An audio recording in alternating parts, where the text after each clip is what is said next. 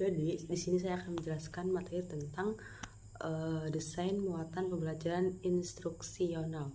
Nah, saya akan menyoroti satu kalimat, yaitu kesesuaian materi dengan tujuan pembelajaran, kemudian kompetensi dan indikator itu akan menjamin tercapaiannya pembelajaran secara optimal.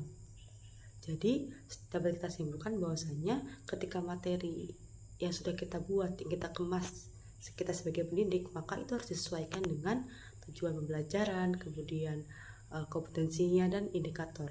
Nah, materi yang sesuai itu seperti apa? Jadi pada saat penyampaian materi itu memang kita menyampaikan materi dengan spesifik. Spesifik itu berarti kita menyampaikan poin-poin penting yang memang harus diketahui dan dikuasai oleh peserta didik.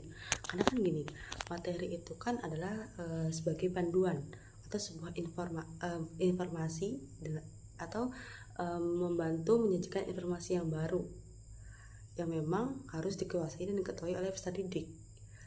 Nah, ketika materinya itu disampaikan secara struktur dan sistematis, otomatis itu dapat membantu dalam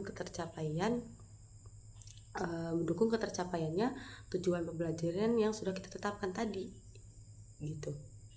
Nah, karena kan tadi materi itu kan adalah sumber yang penting.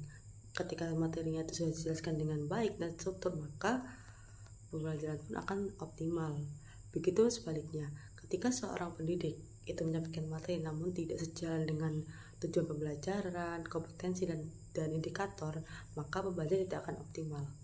Seperti contoh seperti ini. Semisal kita akan menyampaikan sebuah materi tentang fotosintesis. Kemudian dalam penyampaian materinya itu kita membuat tujuan bahwasanya peserta didik dapat melakukan proses fotosintesis.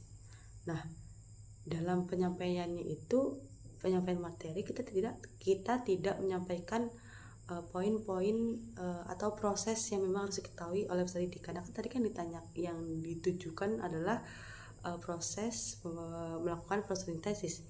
Kita malah menyampaikan fotosintesis tapi dasarnya saja, maka peserta didik akan mengalami kesulitan atau kebingungan dalam memahami materi yang kita jelaskan, karena tidak antara materi dengan tujuan itu tidak sejalan kan. Berarti tadi kan yang sudah saya sampaikan tidak spesifik dengan tujuannya. Harusnya kan yang disampaikan itu adalah bagaimana tahapan-tahapannya, prosesnya dalam proses sintesis itu seperti apa dari awal sampai akhir, sehingga si peserta didik ini tahu bahwasanya proses fotosintesis itu seperti ini. Nah, jadi dapat disimpulkan tadi, maka ketika materinya itu dibuat dengan sesuai dengan tujuan pembelajaran, indikator, dan kompetensi, maka si pendidik ini seperti sudah tahu nih arah pembelajaran itu mau dibawa ke mana. Karena kan tadi sudah disesuaikan. Jadi walaupun terkadang materi yang kita sampaikan itu tidak 100% tersampaikan dengan baik kepada peserta didik, gitu.